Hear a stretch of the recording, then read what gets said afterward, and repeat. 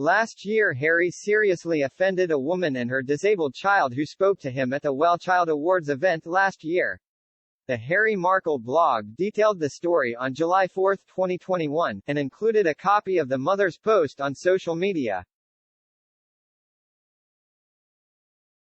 The excited disabled child asked to see a photo of Harry's new daughter, and the child's mother posted that Harry's face turned to thunder and he immediately moved on to speak to the next child. Harry does not care about young people or the children that charities like WellChild support. He briefly puts on an act for the cameras in order to cash in on the photos of himself playing at being a philanthropist. A spokesperson for Prince Harry and Meghan Markle has revealed that the couple will return to the UK next month. They said, Prince Harry and Meghan, the Duke and Duchess of Sussex, are delighted to visit with several charities close to their hearts in early September. The trip is expected to involve a visit to Manchester on September 5, where the couple will attend the One Young World Summit. Meghan is a counselor for the organization, whose event will bring together young leaders from more than 190 countries. Even from way over here in Australia, it is obvious that this trip is absolutely for Netflix. Meghan does nothing unless it satisfies her desire for personal fame and money, and they need to be seen acting like royals in England to strengthen their image on Netflix because their claims to being royal family members are their only real asset. Notice how they say they rejected their royal responsibilities, but now those connections are the only arrow in their quiver. Without her title, she's a nobody. Unfortunately, Harry, who was definitely my favorite royal, is now her lap dog, and, as far as I am concerned, the charities involved should hang their heads in shame for supporting their visit. I hope they get loudly booed because that, above all else, is what would hurt Meghan's superego, and that is what she deserves. They will then travel to Europe, heading to Düsseldorf, Germany, on September 6.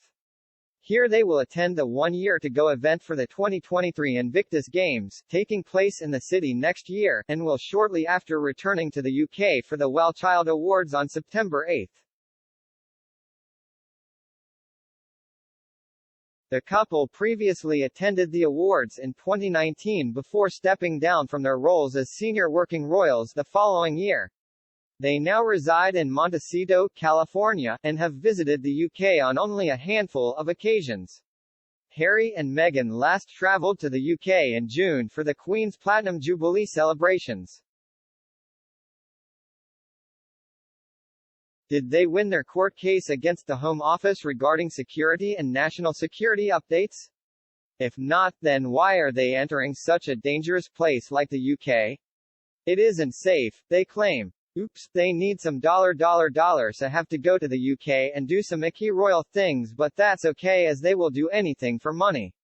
Hypocrites.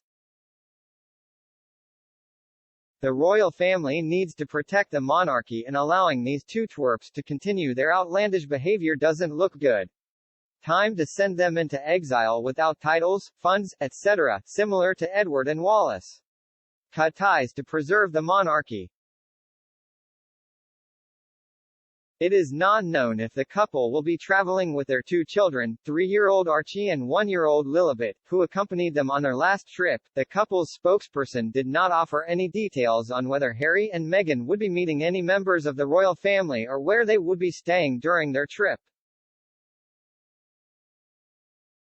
In April, on their way to the Invictus Games in The Hague, the Netherlands, the couple stopped over in Windsor to meet the Queen, Prince Charles and Camilla, Duchess of Cornwall. Last year, Harry returned to the UK on 2 occasions, the first to attend his grandfather Prince Philip's funeral, and later to unveil a statue of his late mother Princess Diana alongside his brother Prince William. The couple did not return for Prince Philip's memorial service in March, and no reason was given for their planned absence. Why do they get so much media attention? Neither are worth the paper it's written on. Why do they need to keep returning to the UK? There is nothing here for them. They no longer perform royal duties and shouldn't be welcome here anymore. Charles must be very disappointed with Harry in both his way of life and choice of wife. No, we don't want them here. They've made it abundantly clear they do not like the UK or the people that live there. According to them, we are all racists, as are their UK family. Where was the concern for all the people who have lost their homes and the farmers who have lost their crops, etc.? In the wildfires, where was the praise for the England girls who won the Football World Cup? No comment at all from Montecito, until Netflix threatened to cut them off, so they creep back to the UK with their tail between their legs and no, we are not going to pay for their security for things that are not royal engagements. BWE don't like them and we don't want them here, and what they think about us is reciprocal. Also, he can stick his memoir where the sun doesn't shine. No, no, no, and those charities that welcome them need to get their priorities right. The Farrell pair are desperate for recognition and are attempting to take the spotlight off William and Kate. Total waste of time. It is also said that they have to have face-to-face talks with lawyers about the ongoing litigation demanding taxpayer-funded security. They are said to be afraid that long-distance talks on the matter will leak out to the public.